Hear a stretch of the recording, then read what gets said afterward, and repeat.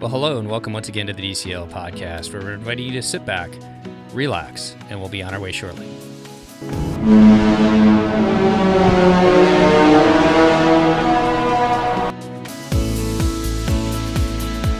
All right, well, welcome back to the DCL podcast, your podcast for helping you and your family cruise a little smarter when the ships are sailing. But today, we're actually going to be talking about something different. Let me go ahead and bring in my co-host. This is Christy from Pack Your Pixie Dust. Hi, Christy. How you doing? Hi, Chris. How are you doing? Doing pretty good. I am taking over hosting for Steve, who's not able to make it today. So Christy and I are co-hosting a really exciting show. Which means it'll be more fun for everybody because we're the fun too. Yeah, the dad's away. The kids will play. Woo! But Chrissy, because Steve's not here, I had to get a good joke for you. So what did Captain Hook's sidekick say to Adele, the singer? Oh, please tell me. Hello, it's me. God. It's me. You get it? It's me. Okay. So, Chrissy, how about you? Can we vote to end the dad jokes? Beginning of the show situation, please? I think we could vote, but, will it count while we don't have a quorum of Steve here? I don't know. But let's go ahead and vote for now, and we'll see what Steve does on the next show. Okay, Christy, since you have the pleasure of knowing our guest through Pack Your Pixie Dust, how about you do the intro tonight? Okay, I am so excited to welcome to our show our guest, Liz from California. Woo, woo. Which means that she got to go to where, Chris? Where did Liz get to go? To Disneyland, which happened to open this past weekend on Friday, April 30th. Disneyland opened after, I want to say 411 days, some massive amount of time. That is just wild to think of Disneyland being closed. So, Liz, welcome to the show. Thanks so much for having me. So you went to Disneyland this past Saturday, so the second day after opening, which we're definitely going to spend most of the night talking about. But why don't we get to know you a little bit better first? So tell us a little bit about your Disney history. What makes you a Disney fan? What keeps you going on the Disney front? So I've always been a real big Disney fan. I didn't go a lot when I was super younger because it just wasn't always in the budget. But growing up, as soon as I had the $50 for a ticket, I was like, okay, let's go with my friends. We were just always there. I worked there for a few years as a cast member. I met my husband there. Wait. No. We're not just moving past that. First of all, the husband is very exciting, but we need to go back to working at Disneyland. Where did you work? What did you do? Do you know that Chris worked at Disneyland as well? I think I heard that on a few episodes.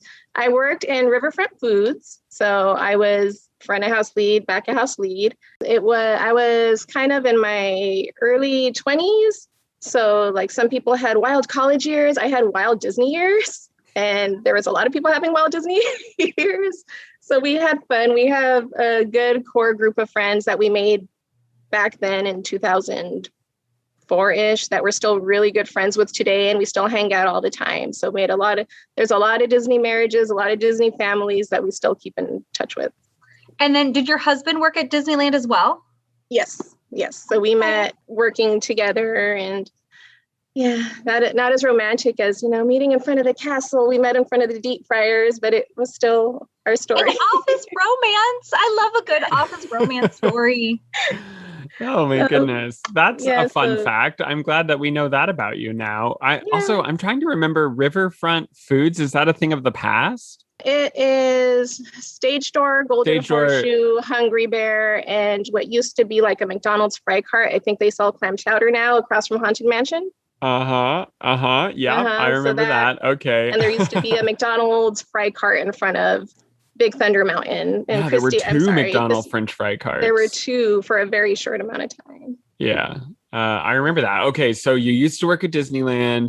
You met your husband there, and you're a big fan of Disneyland. I think I heard from somebody that you can walk to Disneyland. You're that close? Not exactly walking. I'm about 5 minutes from Disneyland. Okay, so if you a look out my long window and walk crane or a your short neck, you can drive. see the tops of fireworks. It's really maybe 2 freeway exits down. So we definitely took advantage. So tell us then, are you a Legacy annual pass holder? Yep, we were annual pass holders. Okay. Till the end. So for those of you who don't know, at Disneyland, the annual pass holder program was sunset. It was ended during the pandemic. And both Liz and I are Legacy annual pass holders, have had annual passes. And then the pandemic came. Away. Yeah, and then the pandemic came and they took them from us. They canceled it, sent us some refunds. And we're just sort of like, sorry, this is over, but we will put something new in its place. I don't know if you heard this past week, the Parks and Resorts chairman did say that something new is coming this year. So the replacement program for annual passes is being announced sometime during this year, but none of us really know what it's going to look like. So we're all just sort of sitting around and waiting. And in the meantime, when the parks reopened, they had a whole new system and a whole new way of getting tickets and getting reservations. So can you tell us a little bit about what that process was like when you decided, hey, we're going to go to Disneyland opening weekend? I was kind of unsure of if I was going to go when they reopened because obviously COVID and everything. And now I'm not a pass holder. So now it's a lot more at stake when it's, hey, so many dollars for each person who wants to go. And my husband was like, well, I don't know if I want to go. So I'm like, okay. It ended up being me and my best friend who decided to go, and we're going to hold off on taking the kids because it is so high stakes with the ticket price. The day that the reservations opened for us, which I believe was the 15th, I did what I think a lot of people did. And I had, here are all my browsers, and my best friend, it's like, okay, here are all our browsers. And we got into the queue, 8 a.m. We got the little loading, you have over an hour wait. So we're just watching our windows, and I don't know how, pixie dust, I don't know how, by 9:30, I had tickets. And It was done. And we were celebrating, yay. And I was like, I bought our tickets. And then I almost clicked it. I'm like, I need to make a reservation. I almost didn't make the reservation. Oh, no. So I got back in and I made the reservation. And then we celebrated again. We're like, yay. And then I got back to work because I was at work doing this. Right. So just so that I can make sure I understand, and our listeners, because I've actually been through the same process as you, but less stressful because I wasn't trying to go till June. But you have to buy your tickets and then you can make a reservation. Which is ridiculous. So it's a multi-step thing, which does seem a little stressful. It's like, if I know when I want to go, can I buy a ticket that's attached to a specific day? But they didn't allow you to do that, right? Right. And it was a little bit confusing for me. I think that's where I got thrown off because each ticket has tiers. You can buy a tier 1 ticket or a tier 2 or a tier 3. So the first screen when you're buying your ticket is like a calendar. Like, well, if you want to go on this day, it's this much. If you want to go on this day, it's this much. So when I was clicking the button on the calendar, like my mind thought, okay, well, this is the day I want to go. I don't know why I thought that was the reservation. It wasn't the reservation. It was just me reserving or buying the ticket that would be eligible for that day. So then on the loading screen, there was the button in the middle that said, wait, you're not done yet. You still have to make your reservation. I think they could have made that button a little bit bigger because I almost missed it. But luckily I did. So if you buy a single day ticket, you're right, you have to do tiers based on sort of like what they expect the demand to be. So Saturdays are like the highest tier. Right. Maybe like a Wednesday is probably the lower tier, depending on what time of year. However, if you buy a multi-day ticket, you don't have to pick a tier. Any multi-day ticket, you can get a reservation on a Saturday, Sunday, or any other day. Do the tickets expire within 14 days, like at Walt Disney World, if you buy a multi-day ticket? Yeah, I believe that you have to use them within, it might not even be 14 days. The idea is that you use them on the same trip. For example, we bought a 2-day ticket and decided not to park hop because it's not actually too much more to buy a 2-day ticket where you go to one park each day than to buy a 1-day park hopper. But yes, if you buy a multi-day ticket in that way, the idea is that you use them on the exact same trip, maybe not 2 days in a row, but within the same week or two. And the ticket will stipulate if it's 10 days or 14 days. I just can't remember off the top of my head. Chris, when you go, are you going to stay in a hotel? We are, yeah. We're staying in a hotel, not on Disney property, because the Disney hotels, the only one that's opened is the Grand Californian right now. And it's literally like $800 a night. Well, and the Good Neighbor hotels are right there. Right. We're technically probably just as close to the front gates at our hotel because it's, across the street and a little ways down harbor.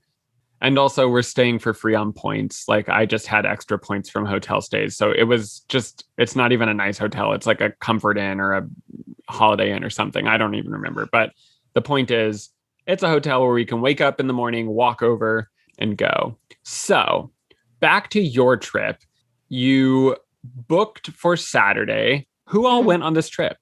It was just me and my best friend. Her name is Tony. I do have a husband. We have 2 kids. I felt some mom guilt, like, oh, I wish I could have brought the kids, especially with the lines being so short. But I was so beat by the rest of the day. By the end of the day, I was like, I'm so glad that they didn't come because they would have been tired. It's a long day because, when you're a pass holder, you just go, oh, let's go for dinner and have a drink and then let's just go home. There's no pressure. But I mean, if this is my only chance I'm going to get to go for so many months, I'm going to get there at rope drop and I'm going to stay the whole time. The park closed at 7 p.m. Mm-hmm. So we really wanted to make the most of our time. And my son is 7, my daughter's 9. They've, haven't been doing PE because they're doing virtual school. So they're maybe a little bit out of shape. They weren't going to last all day. 7 is early too, a little bit. If you think about it, what time did the park open? It was advertised as opening at 9 a.m. But when we got into the gate, it was about 8:50 and they were already letting people go on rides. Oh, wow. So I don't know exactly when they started letting people go on rides, but 8:50 or 8:15? 8:50, yeah. Okay, sorry. Yeah. Yeah, there is no longer a rope drop.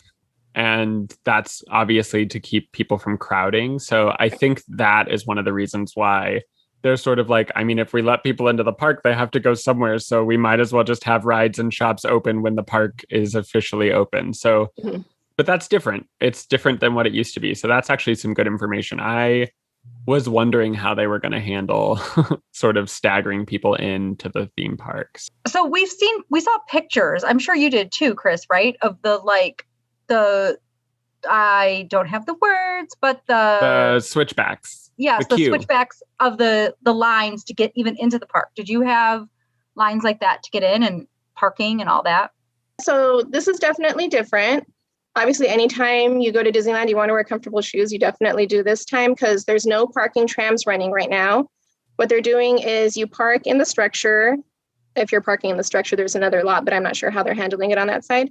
But you park in the structure and then you go through security, right? When you get out of the structure and where you would normally get on the tram and then the little tram route that goes to the front gates, that whole route is now lining up route.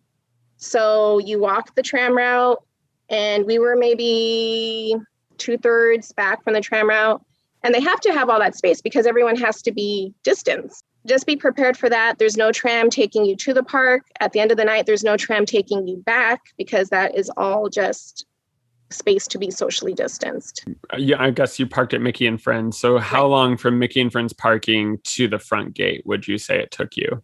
We were in the garage at 7:54. I want to say we parked about 8:15. By 8:30, we were in the line. And at 8:53, we were walking down Main Street. Okay, so it's a line that's like a half a mile long, but it's pretty much moving because everyone's 6 feet apart. And by the time you get to the front gate, they spread everyone out to go through multiple entrances. Right. So we got in the line about 8:30. I want to say it was at a standstill for maybe 10 minutes. And then we started walking. And once we started walking, it was moving pretty steadily. Okay. So is the security, have they upgraded the security like they have at Walt Disney World where you basically just walk through? And if you have something that they're concerned about, then it alerts in the camera? Like, is everybody just walking through or no?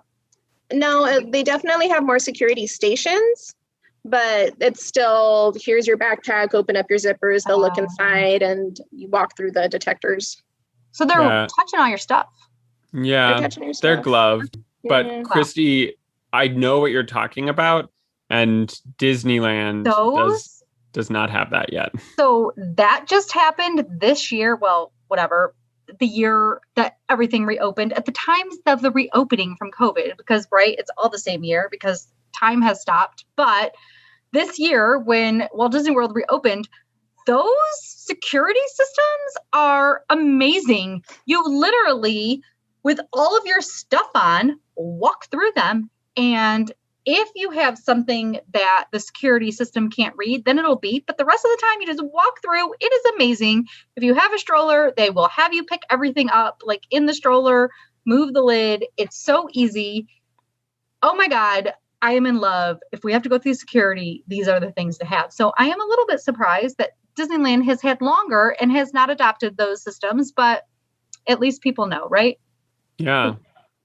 Like, and if you have an umbrella or if you have a sunglass case that's metal or sometimes even the battery pack, you have to like hold them in front of you and then you walk through with the things in front of you because they're going to make the metal will make the security systems ding or whatever. So they have to see what the item is. But if they see that it's just a sunglasses case that you can open and see sunglasses in and that's it, then they just let you go through. It is seamless. Nobody's stopping. Nobody's looking through everything. You just keep on walking. It is amazing. I'm sorry you guys don't have that. So therefore, Walt Disney World is the best coast. But go on. To be fair, there was like no wait for security. Oh, whatever. Pretty much everyone, we just walked up and we didn't have to wait in a security queue. I went to Touch of Disney and had the same experience, Liz. We didn't have to wait for security. However, there is something new. So they have these dogs that sniff historically for weapons or... Are they sheriff dogs or are they Disney dogs? They're Disney security owns these dogs. So What? they're like the person walking the dog around is a Disney employee. Historically, these dogs were sniffing for weapons or like bomb materials, drugs, things like that. Now, these dogs have been trained to smell COVID. And I was reading an article. Yes. You can smell COVID? Can we get these dogs everywhere, please? I was reading an article about COVID sniffing dogs, and they have like a really high accuracy, like something like 90% accuracy. How do you sniff COVID? And why aren't these dogs everywhere? I don't know, but these dogs at Disneyland... you have the best host. Thank you. We have dogs that smell COVID. So these dogs at Disneyland sniff literally everybody who walks through. And Wait, did you get sniffed, Liz? Yeah, I did. And I just thought they were security dogs. It's way better than a Q-tip up the nose. Like, yeah, come here, puppy. It's fine. I mean, it's also probably they're sniffing around your legs. It's not like they're sniffing in your mouth or face area, but still they have a high accuracy. And I was reading about there are airports around the country implementing COVID sniffing dogs as well. So anyway, that's something I read, which I thought was interesting. Okay, so you got up to the park. You were walking down Main Street just before 9 a.m. The theme park opened at 9. Did you get a tear in your eye? Yeah, what was it like? And the cast members I saw were waving at the guests, but were they 6 feet apart? Because in the pictures, they didn't look 6 feet apart. They were. Okay. They were staggered. It was very heartwarming. I did get, my throat choked up and my friend got little stingy eyed. It was awesome. It was happy. The energy was so awesome. I always feel like, oh, well, it's just me because I'm a Disney nerd. But just like the energy around reopening, and Chris, you could probably agree, like it was on the radio. It was on the news. Like everyone was so excited that Disneyland was reopening in Southern California because it's such like a marker for life starting to get back to normal. It's like, okay, our life is starting to come back. So everyone was so excited to be there. And I was super happy. Yep, that is true. In California, especially because the theme parks are only open to California residents right now, you have to have a California ID.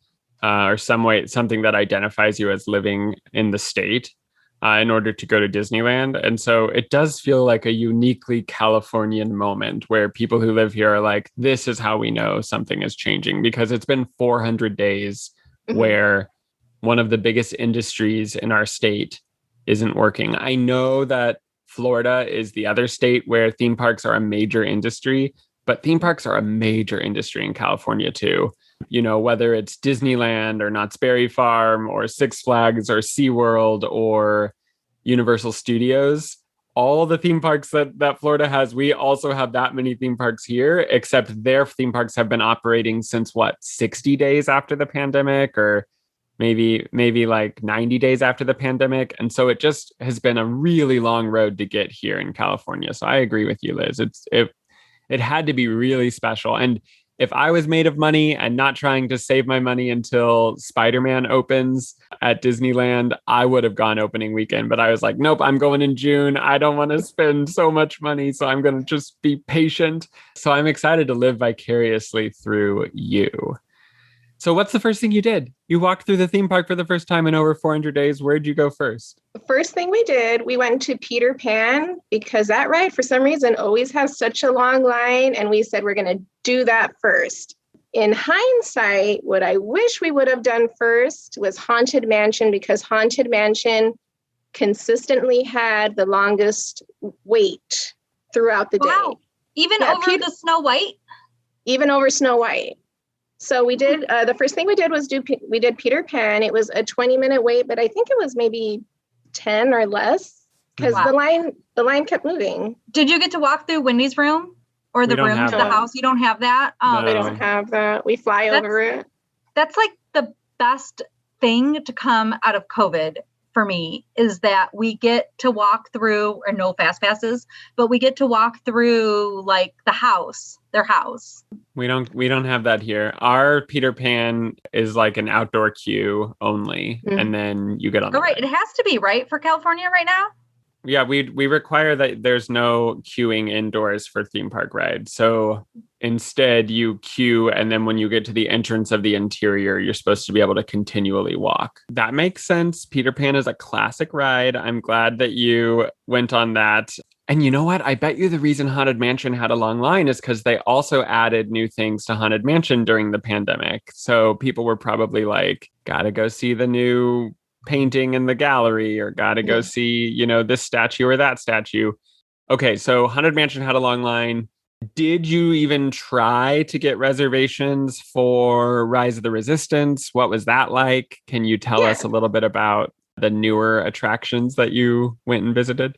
So before we even got to the park, when I was still at home, we got a boarding pass for Rise of the Resistance. The old way, you had to be in the park in order to get a boarding pass. And now, I think this is the way Walt Disney World does it. I'm not sure. But now you can get your boarding pass at 7 a.m. as long as you have a reservation for the park. So at 7 a.m., I got my boarding pass right away. We were group 39, which I didn't know if that was good or not, because New Disney, who knows? But for reference, for anyone who's listening, group 39, we got on the ride about noon. So that was a pretty good time. Which is kind of perfect, because you don't really want to be in that first hour, because that's the hour where there's less people, and then you can actually get a lot more rides out of the way. Like if I was in Walt Disney World and unfortunately, sometimes I am too quick on the draw and I get a lower boarding group, but sometimes you want that little bit higher, like you don't want to not get one, or you don't want to pause. You still want to click, click, click as soon as you possibly can. But if you can go on some rides in the beginning and then take your break and go on Rise, then I feel like that's a really good way to park tour. How was the queue for Rise? Because at Walt Disney World, sometimes you wait a good 40 minutes before you can get on the ride in the queue, even though you have a boarding pass to get on the ride. I would say it was about the same. I want to say it was maybe between 30 and 40 minutes. I will say, this should probably be the disclaimer for the whole show. They are really good at trying to keep people socially distanced in the line. There are constantly the markers on the floor, and on almost every ride that we were on, cast members were kind of weaving through, oh, ma'am, can you stand here? Can you back up? So they're being very, very diligent when they can. It's not 100% guaranteed. But especially when you're in eyesight of the cast members, they're keeping you distance. That's awesome. We don't have a whole lot of keeping people. There's no like eyes once you're in the queue for the most part of the people. And, you know, it's the Wild West sometimes. Okay. So the cast members kept you in line. I love that. I also heard from another listener, and this, you know, you guys have been shut down for so long, but that there was like amazing mask compliance during the reopening weekend. Was that your experience as well? It was. There was only one time when I saw, and I didn't even see it, my friend saw it, a guy pulled down his mask and immediately a cast member zoomed on over, "Sir, you need to put your mask back on," and made him put it back up. And I thought I'd see a lot more like under the nose. I saw maybe one or two. For the most part, it was great. They were doing a really good job. It kind of ate more at my mom guilt at, I really should have brought my kids. It would have been fine. But again, they would have been tired of it. For Rise of the Resistance, I do want to point out they did cut a little bit off of the beginning of it. I don't remember it super well because I only went on it once before COVID. But I remember the first time in the very beginning, there's a part where you learn about the secret location and then you get into that kind of shuttle thing. Mm-hmm. So that part before the shuttle, they're not doing that. You're getting straight on the line into that shuttle. Okay, so you're not seeing the hologram of Rey. That's what it was. Yeah, they're not seeing that hologram part. Okay. Which when Walt Disney World reopened and for a period of time, they cut that out as well. But then they brought it back. So hopefully they'll bring it back for you guys soon. For Disneyland, at least until June 15th, the reason they're not showing it is because indoor attractions can't be longer than 15 minutes. So they're considering that a show scene. And so if you're stopped in front of that, it eats away at the time that you're on the ride. And so that's one of the reasons. I've even heard that some people feel like they sped up the water flow in Pirates to help keep Pirates shorter because Pirates runs right up against that 15 minutes and they have to be really careful. So also sometimes the boats on Pirates are so slow that I'm like, can we speed it up normally? This is like, I've been standing in front of Captain Jack Sparrow at the gold coins for like 10 minutes now, but there are certain California restrictions that they're trying to keep.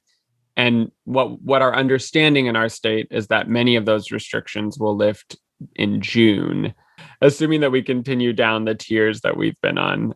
Okay, so you did do Rise. You went on Rise at noon. You said you had a park hopper. So when did you head on over to California Adventure?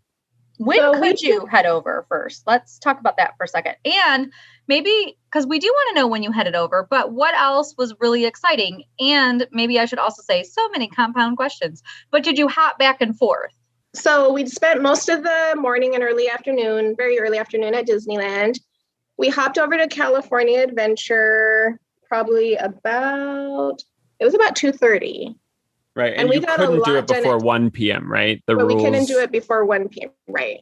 But we had a lot more that we wanted to do at Disneyland than we wanted to do at California Adventure. So we were trying to knock everything off the list. We did end up going on Haunted Mansion before we went over to DCA. Haunted Mansion, the line was they said it was 40 minutes. I want to say it was maybe 25. What we noticed is they were letting some people like enter this little secret door by the Haunted Mansion, kind of where the gravestones are against the wall. Yeah, in the crypt. And I was like, well, what's that all about? And I asked the lady that was there cleaning handrails. People were there cleaning handrails. They were very safe. And she said, that's if you want to bypass the elevator. Sometimes they let people like split off the line and go that way, kind of like the detour. Because in the elevator, the way they're doing it, Disneyland only has 2 elevators, I believe. Yep. And they only let 4 or 5 parties in at a time.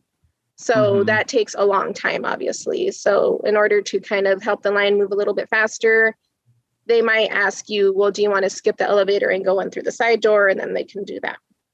We didn't get that chance, but we liked the elevator, so it was fine. The side entrance I've read online They're calling it like the maid's corridor, but it's decorated. There's stuff in there. So like you can see things that you maybe wouldn't normally get to see, but you miss basically the whole intro elevator scene. And you do have to ask to be able to go down there. But good tip, hot tip. That's new. That didn't exist before the pandemic. Have you eaten yet? I don't. If it's already 2:30, you had to have gone for like a churro or something. The food situation is definitely different. They are really, really pushing mobile orders. Well, and you have some allergies. I have so many allergies. So did you have to, and you have more, so I just can't eat gluten, which if there's a mobile order option, I can just press gluten and it's one thing and it's done. And I can mobile order if an option exists for me, which makes my life easier. I'm not going to lie, but you have more than one. So you had to order in person, correct? I have more than one. So most of the time I have a lot of allergies, but I'm not anaphylactic for any of them. So it's kind of easy to avoid. If something was, prepared on the same grill, I'm usually okay unless it's shellfish. But I mean, that's not a big issue. So I had a turkey leg. Turkey legs are good. We did have a burger and fries at the Red Rose Tavern, which used to be the Pinocchio restaurant. But what I would say is they are really, really pushing mobile orders. There are some locations that will not do any kind of walk-up ordering. You must do mobile order only. And there's some places that have both. You can't do mobile ordering only. So were they still not letting you?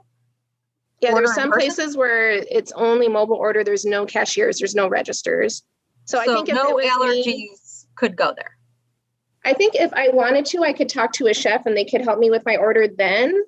If you don't have an allergy issue, they're going to really push you towards the mobile ordering. They're not going to have registers. The registers are just not there anymore.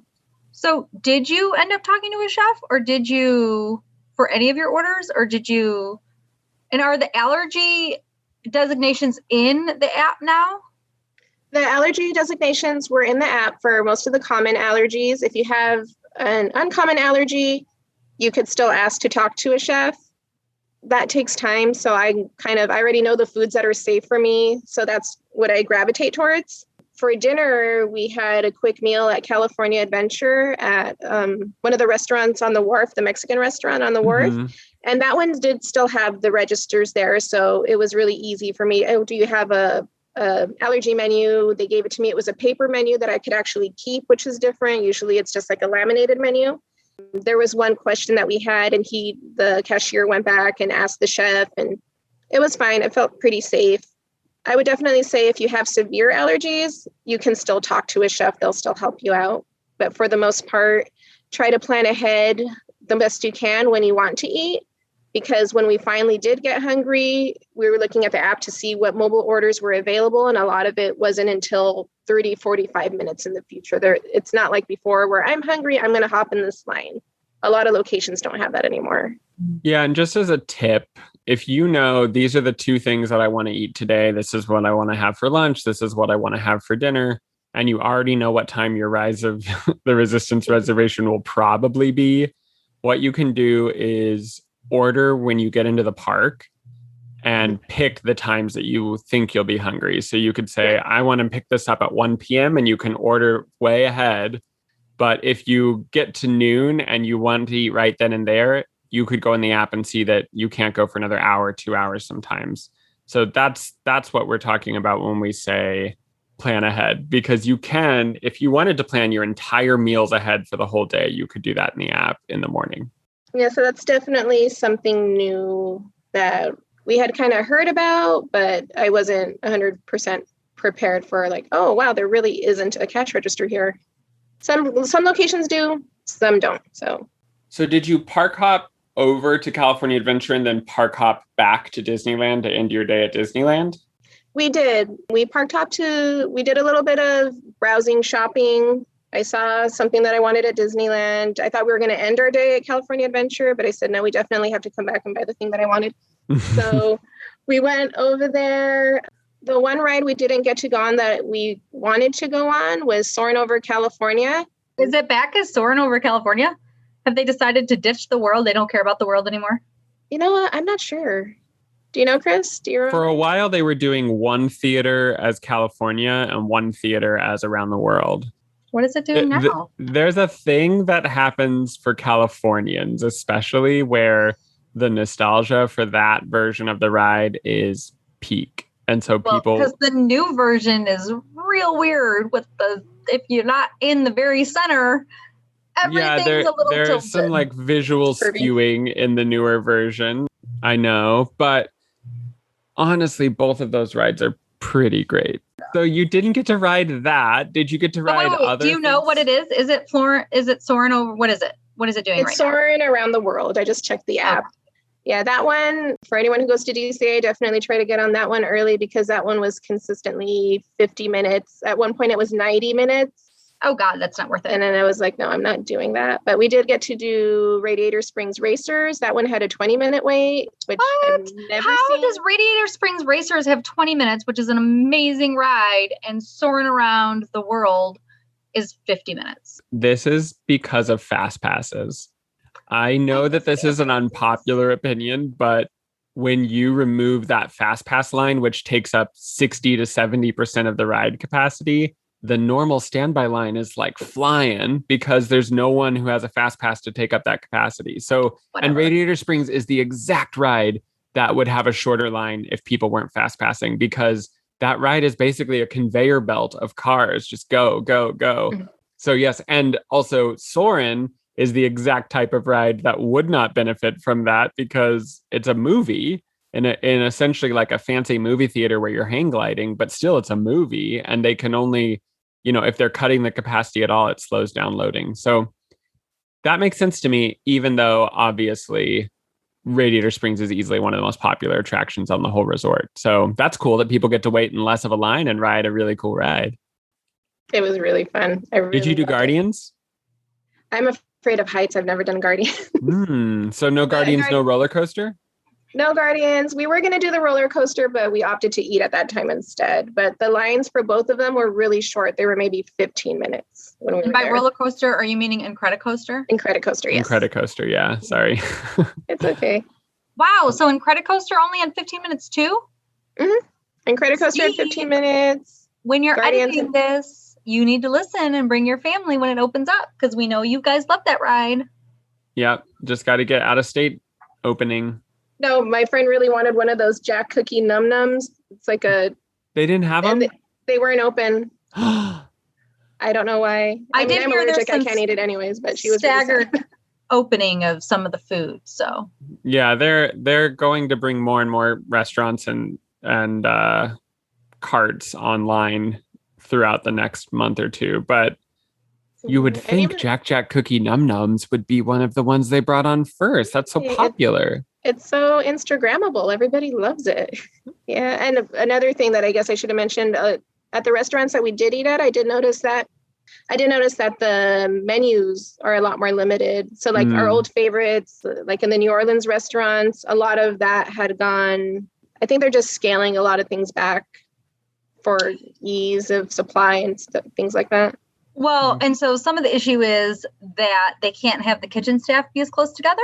So you can't have as many people prepping in the same area as you used to be able to. So they have to have space for that.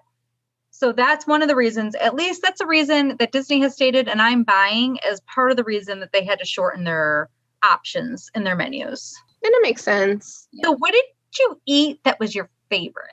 So at that Mexican restaurant. Cochina Cucamonga. Yeah, thank you. I'm so glad you know these things. So at the Mexican, they have, both me and my friend loved our meal there. I had what they called tacos dorados de papa, which is pretty much crispy potato tacos. And I'm not vegan, but it aligns with a lot of my allergies, even though I eat meat. Yeah. So, but it was so good. And they had vegan sour cream and salsa. And at that point, I'm like, well, I've been turkey legs and fries. I kind of want something lighter, even though it's deep fried, but it was really, really good. And my friend had a birria quesadilla, which is a very heavily spiced meat quesadilla taco. And I mean, we're from Southern California, so we know our Mexican food. I'm Hispanic. She's half Hispanic. We know our Hispanic food. It was so good. It's legit. So it's not, theme park fast food hamburger quality. It was really, really good. Well, Liz, I will tell you that they had that potato taco for Touch of Disney, and everyone in my group who tried it said it was the best thing they had all day. It was so good. And I really appreciated because, my diet's limited. So I'm always, a burger patty and French fries. My food's always kind of boring because my life is sad and I'm allergic to everything. But it was so nice to have something that was so good and so flavorful. It was really good. Yes. I'm so happy that they kept that around.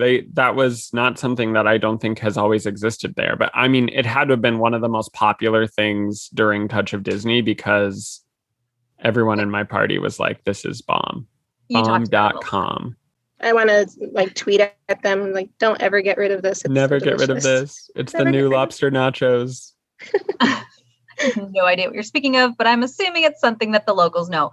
Chris, are you going to eat this potato taco the next time you go now? Because I feel like I have to if everybody else loves it. I was over there getting my kind of carbonara mac and cheese vibe going. So I was enjoying that. But literally everyone who ate this was like, this is one of the best things I've had. And, for theme park food, that's great. Especially because for those of you who are like, I like sit down restaurants at Disneyland, there weren't a lot of those to begin with. And most of those weren't open for opening weekend. So for example, Blue Bayou wasn't open yet, though it's opening soon. Carthy Circle was open, but reservations are really hard to get for Carthy Circle. Lamplight Lounge was open too, but Lamplight Lounge is really hard to get over on Pixar Pier. So if you even want to do reservation dining at Disneyland right now, you needed to book those reservations the day they were available. Are there still beignets for sale in New Orleans Square area? I believe so. Yeah, they're at the Mint Julep Bar. The Mint Julep Bar was definitely open. Yes, they were open. So that was your favorite food. Favorite ride of the day? We've heard which rides you went on, but what was the one where you were like, man? Also, Snow White? Yeah, we have to talk. We don't want to spoil it. I know everybody's probably seen something, so we don't want to spoil it necessarily, but did you love it? Did you like it? Did you hate it? Do you miss the scary Snow White? No, I loved it. It's like it got a facelift. Everything was brighter. The effects were so much more vibrant. I don't know if I want to spoil, they got rid of some things, but I didn't mind it. And it looks so pretty. I think I read something online that the jewels in the mine are really similar to the Seven Dwarfs Mine Train jewels, which I haven't seen yet because West Coast, but they're really, really pretty. I really liked what they did to it. Yes, I have spoiled it for myself. They're right. It's a technology that they invented for Seven Dwarfs Mine Train that they were able to just replicate here, but it's really cool looking. Is everybody else singing right now? Dig, dig, dig, dig, Yep. dig, dig, dig. Hi ho, hi ho. So that was new and exciting, and there were some new things on the Haunted Mansion. Could you pick out the new things? Were you like, I know that's new? I did notice the new painting and in the entry hall, I'm like, oh, well, they rearranged that. Was that there before? I don't remember. As far as the ride through, my friend did notice that some of the things were missing, like the little cats on the tombstone were missing. I didn't notice a lot of other new things, but yeah, I heard it's just like redressing of a lot of sets and making some more modern. What a lot of people don't know is that to preserve the costumes of the animatronics during the closure, the Imagineers basically went in and took the clothes off of all of the animatronics and put them in storage so that they wouldn't get damaged by just sitting there and being covered in dust. But that means that when these cast members were coming back to work for the first time and starting up Pirates again, you're going through Pirates where you're just seeing robots instead of actual people because all their clothes are in storage and stuff like that. So everything was redressed and refreshed on pretty much every ride because they can't just leave these things sitting there without moving them for over a year. So I think that we totally cut you off. Well, I did. And then Chris asked follow up and we both asked follow-ups. But what was your favorite ride? My favorite ride, I don't know. My favorite, obviously, Haunted Mansion holds a place in my heart. I really love Radiator Springs Racers. It's really cute. I love it. Rise of the Resistance. Okay, this might be sacrilege. You might kick me off the podcast. I really, really like Rise of the Resistance. I think the Harry Potter ride at Universal Studios is better. You know, I can see why you feel that way. I don't think I agree, but the main reason I don't agree, honestly, and this is a sidebar, the main reason I don't agree is because the ride at the Harry Potter's Forbidden Journey is really hard for people who are bigger. They just can't ride it. So there's or for people who get motion sick. I won't ride that. Yeah, that was going to be my second point. But the first point is I have friends who are too big to ride. I, in my life, have been too big to ride and had to deal with an extremely embarrassing moment where they put me in the test seat and they were like, you can't ride that. And that was just like mortifying. I have since been able to ride it dozens of times. And I think it's an amazing ride, but it sort of has like a burn in my mind from that experience that I had. Whereas Rise of the Resistance is super accessible because you're basically just in a bench seat type thing. However, what Christy said about motion sickness, that Forbidden Journey gets me motion sick. I'm always like, okay, I need to take a break for a couple hours. But from theming and just being a whole new ride system, I agree with you. Forbidden Journey is an amazing ride. So I can understand where you're coming from. Okay, so now listeners, wherever social media channel you adopt, so if you are on Facebook or if you are on Instagram, please comment on the post for this episode to say what you think is better. If you have ridden both the Forbidden Journey or Rise of the Resistance, which do you think is better? So does that mean you think Rise of the Resistance was your favorite ride of the day? Not your all-time favorite of any ride ever, but the ride of the day? No, I would still say Radiator Springs is my favorite ride of the day, but I have so much respect for Rise of the Resistance because just the scope of that ride and so many elements of that ride, it really is like an experience. Yeah, that's how I refer to it. So well done. Yeah, we've only been on it once, and the one time we went on it was at Disney World. So as a diehard Disneyland fan, I have not even been on Rise of the Resistance at Disneyland. Do we think it's different? It's not very different. I mean, you look up the things. Is it different? It's like not noticeably different, right? Okay.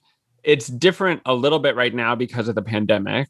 They've had to shorten and speed up and change some of the, my understanding is that not things that we would even notice, but even the timing of the ride was slightly tweaked because they're coming up against this like 20-minute marker, 15-minute marker. Yeah. So I'm super excited to ride it in California because Disneyland's my land. But, you know, from a technical standpoint, what I rode in Disney World was amazing. Also, for those of you playing along at home, the Christie's saying which one's your favorite, you can put it between Forbidden Journey and Rise of the Resistance. But Hagrid's Magical Motorbike roller coaster is shockingly good roller coaster, like an amazing roller coaster. So we won't put it in the same category because it's a roller coaster, but that roller coaster is easily the best roller coaster I've ever been on. Well, and what did they just open? Velocicoaster, which something? Longtime listeners will know, I am a Jurassic Park super fan. So you better believe that the Velocicoaster is going to be probably one of my favorite rides I've ever ridden next. But, you know, I'm pacing it for now. Forbidden Journey can hold a good spot in my heart, and Rise of the Resistance can hold a good spot in my heart. But yeah, let us know what you think. Did you see Amber, friend of the show, put about the Velocicoaster something? That it's the best ride she's ever been on. Amber, those are fighting words. The best ride you've ever been on. Do you mean best roller coaster or do you mean best ride ever? Now we have to know. We've got to know. All right. Mm-hmm. So Liz, as we sort of come towards the end of our episode, let's talk about overall impressions of going to Disneyland during this time, because it's not the same. You're wearing masks. Not all the food you remember is open. You know, there's less crowds, but also maybe it feels a little less nostalgic because everything's just slightly different than you remember. So tell us what you think overall. Overall, I think they're doing a really, really good job keeping people safe and preserving, you know, the magic of Disney. Obviously, things are going to be different. I kind of joked, the character experiences, obviously you can't run up and hug the characters. I kind of joked that it's like a princess zoo because you can kind of see them from afar, but you can't walk up to them or anything. You can just kind of take selfies with them, and the same with the characters. I'm not sure if they're doing the character cavalcades like they are at Walt Disney World. If they did, I didn't see them. And we did a lot of zigzagging around the park, but maybe they're just really quick and I didn't see them. So that's different. If you really wanted that picture of your kid hugging Mickey for the first time, it's not going to be the same. But I think that they're doing a great job. It's right now with limited capacity. It's amazing. I wrote out how many things we went on. We went on 16 attractions and still had time to shop and eat and hang out on Main Street for a little bit. It was awesome. I was so happy to be back. 16 Awesome. Attractions. That's a lot. Yeah, we went on Peter Pan twice because we said we're never going to be able to get on Peter Pan twice again. I mean, literally, Peter Pan is a golden ticket. Now, what did you miss the most? I wish the day could have lasted longer. I mean, 7 p.m. is such an early time to go. It's like, it's still light out. I'm not sure if Cars Land did the thing where they play Shaboom and all the lights come on. And that's always a really special moment. I'm not sure if they did that because it was still fully sunny out when the park closed. Matterhorn, I missed some of the attractions that were closed. Matterhorn was closed. Buzz Lightyear was closed. Why was Matterhorn closed? I think it's just regular refurbishment. You'd think the 15 months or whatever they had would be enough, but okay. Well, they didn't have the income. Maybe maintenance was there. They're working on Avengers. Maybe, I don't know. Yeah, honestly, Matterhorn's a tricky ride. They recently rebuilt the track, and you would think after they literally put a brand new roller coaster track in, it would be a lot smoother. And there was literally no difference. It is still the most whiplashy, like gonna give you a broken rib ride at Disneyland because it's just the structure itself is just so old and not smooth. So there's a lot of maintenance for that ride. Did they have Midway Mania open? Midway Mania was open. Okay, so everyone's just touching that thing. That the one thing that I'd like, they closed Buzz because everyone's touching it and it's just not the right time for COVID to have that type of ride. But if Midway's open, that's also everybody's touching that, pull string. So what my family does when we go on Midway Mania is as we're getting ready to get in the seat, we take the hand sanitizer and we squirt it in our hands, like as we're sitting, and then we touch everything with the hand sanitizer that we are going to touch. So we have like a big glob on our hand and we kind of give everything a wipe down. And then we play. And then when we get off the ride, the first thing we do is go and wash our hands. And I'll note at one point, Walt Disney World, they had hand washing stations and they even had one outside Midway Mania. And as of 2 weeks ago, it is gone. Did they have hand washing stations in? We probably have your hand washing stations because there were so many all over the park. Hand washing stations, every ride exit had hand sanitizer dispensers. They have that. Yeah. I think they probably do a lot of guest exit surveys to see, does this thing increase or decrease your feeling of safety? And in California, especially because we've been very locked down for a very long time, I think all of us are a little weary to go out and to do things. Even my husband and I are fully vaccinated. And even now when we go places, we're like, we should put our masks on and run away because it just feels... the new normal has been, not seeing people. How do we feel normal again? Right. Yeah. And the only time we felt possibly unsafe was when the park was closed and we said, oh, well, maybe let's go into downtown Disney and have a drink. The mix of the downtown Disney people plus the people leaving Disneyland, it was so crowded. We said, nope, we're not doing this. Let's get out of here. Yeah. But as far as crowds in the park, it was awesome. Yeah. So just so anybody who's planning to do this knows, do not plan to go into downtown Disney after the parks close. Just don't, because we went to Touch of Disney. All of Twitter and all of the things I've been looking at online about opening weekend, it is sometimes over an hour wait to even get into downtown Disney. And then once you're inside downtown Disney, you then have to deal with a huge, massive amount of crowds. And the reason that happens is because downtown Disney is treated like its own business that is capped at a certain percentage. So it doesn't matter that you are already in Disneyland. If you want to go to downtown Disneyland, you have to wait until people leave downtown Disney, and now there's enough space for you to go in. So it's just like a wild thing that if you leave at park exit, going to downtown Disney would be a mess. If you go down to downtown Disney a couple hours before the park closes, then you'll be able to get in. But like, why do you want to leave the park 2 hours early just to go see downtown Disney? There's very little shopping in downtown Disney that's unique to downtown Disney. You could buy almost everything that you could buy in downtown Disney somewhere in the theme parks. Mm-hmm. So that's a hot tip. Disney. Yeah. Okay, so those things that make sense to miss. Did you miss fireworks? Fantasmic? World of Color. Oh, I love Fantasmic. When I worked at Disneyland, it was at Stage Door, which is right in front of the river. So I've seen Fantasmic so many times, and it's still my favorite show, and it still makes my Disney nerd heart happy and my eyes watery. I love that show so much. Yeah. So I definitely missed Fantasmic. I do like the fireworks. Yeah. Well, one day there will be soon enough. we will get it back eventually. Okay. Well, I'm thrilled about your day. It personally makes me so excited about my trip in June because I'm like, that'll be fun.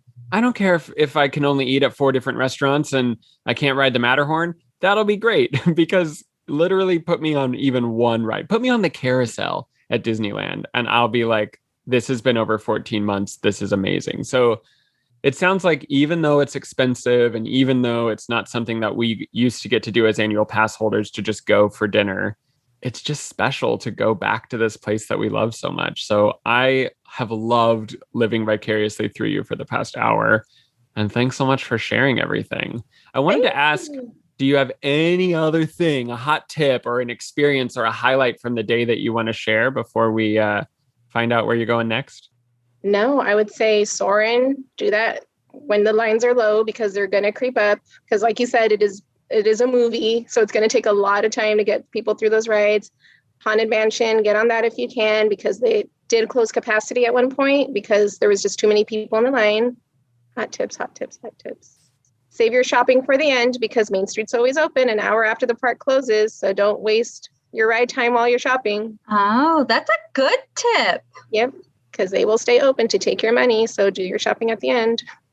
Especially if you want to get like candy from the candy shop or stuff like that. Yeah, it's like, you don't want to carry that around all day. Mm-hmm. And Legacy Pass holders still get a discount, so bring your pass. Yep. Okay, so you had your fabulous day at Disneyland. What's next for you in your Disney travels? So next for us, so in September, we were originally going to take an Alaska cruise on the Wonder, and it's just too much in the air right now with Canada and stuff. So we pivoted to an Aulani trip. Certain travel agent that we all know and love is helping me book it, Miss Christy. I really appreciate all your help and saving me so much money when I did not expect to save so much money when you saved me $600 and upgraded my room at the same time. That one time it was truly pixie dust. So I'll just say, I do want to say this one makes me a little proud. I did that while at Walt Disney World, while at the Magic Kingdom. Mm-hmm. I was on hold while getting on the Splash Mountain. Mm-hmm. Yes. So I held the whole Splash Mountain line. I was like, clearly it won't be that long of a hold. And then rode the ride, as we know, is a little bit of a lengthy ride. Mm-hmm. Went to pick up my mobile order, still on hold. Ate my dinner, still on hold. And as I was like eating my last bite of food, the lady picked up and we made we altered her reservation. So yeah, she got to take advantage of a room discount that had just come out and a room upgrade. It was amazing. We recently did a show about Aulani, which would be fun to listen to as you prepare for your trip to go there. That's so exciting. What were you going to say? Yeah, and you don't have to feel bad because you didn't even know the discount was out, but I knew it was out and I could not let the discounted rooms get swooped up when I could very easily just make the call and get this discount applied.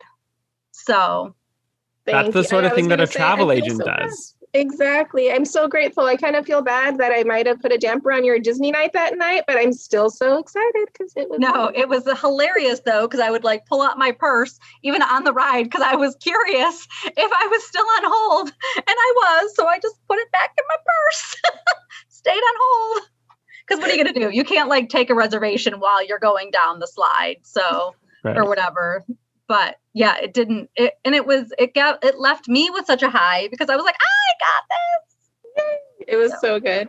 We have that in September. In April, we're supposed to be doing a 4-night on the Wonder out of San Diego. And that was just because I wanted to have something booked. It feels weird not having something booked. This is my hobby, is planning our trips and figuring out what we're going to do. And, I love it. And then hopefully when the dates come out later this month, hopefully I'll have something, but there's a lot in the air with that one. We'll see. We'll see what's left and what the prices are. Yeah. Are you platinum? I'm gold. Gold. So we'll see. Maybe something. we think that it's possible maybe gold would be able to book something later in the season after maybe kids are back in school, but it's going to be a wild week at the end of May for Christy. Travel agents are just going to be booking. Extended it. They're trying to kill us. Yeah, but okay, that's so exciting. Well, I'm glad that you have some things on the horizon. Honestly, I love the way you put that like planning these vacations is a hobby, because I actually feel the same way. When I have something on the horizon, I'm over there like watching every YouTube video about the thing, or like reading all the different articles I can find and booking ahead of time. And I love that. And so I love that you talked about it that way, because it's like a bit of a hobby, the pre-vacation hobby. Yep. Theme parks and vacations. We're going to Universal Studios on Sunday for Mother's Day. We are too. Theme parks. Oh, you are? Yeah. Oh, funny. If I see you, I'll say hi. Yeah, you better. I'll be there. I'll have a little ponytail on. Yeah, we're going on Monday because we have reservations. Oh, Monday. No, we're going on Sunday. Oh, no, Sunday. Sorry, Mother's Day. Okay. On actual Mother's Day. Mother's Day. So I'll be there with my kids. I told them that's what I want to do. So theme parks and vacations is what I like to do. So COVID was really sad for me, and I'm glad to get back to it. All right. Well, I'll meet you at the Three Broomsticks, or get a beer at a butterbeer at Hogsmeade. Okay. Well, thanks so much for coming on again. It's so exciting to hear your perspective, and we'll continue to learn more about what Disneyland is like as it stays open. But at least now we know what it was like opening weekend. It was fun. The weather was beautiful. It was so hot on opening day. I was a little bummed I didn't get to go on opening day. And then it was 90 degrees. And I said, nope, Saturday. It's good. All right. So glad you had such a good time. Yeah. Thanks for telling us and letting us live vicariously through you, Liz. Thank you. Thank you for having me. Well, that's going to wrap up our show today. Once again, I want to thank Liz for coming on and sharing her experiences as she returned to Disneyland for the first time since the park has been shut down. And Chris is our Disneyland expert, but I want to give a huge shout out to Joe and Leslie over at Disney Deciphered. If you're looking for another podcast to really hone in on some tips and tricks on the parks from Disneyland and over to Walt Disney World, you can't find a better podcast than that. So go on over and check out Joe and Leslie's show if you haven't listened to it before.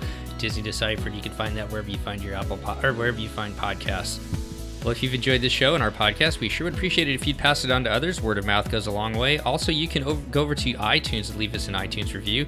That helps the show get known a little bit better in the Disney podcasting, cruising, and the Disney Cruise Line community. We thank each and every one of you who take time to do that. Also, we'd like to give a huge shout out to our Patreon supporters. They are the ones who bring this show to you each and every week.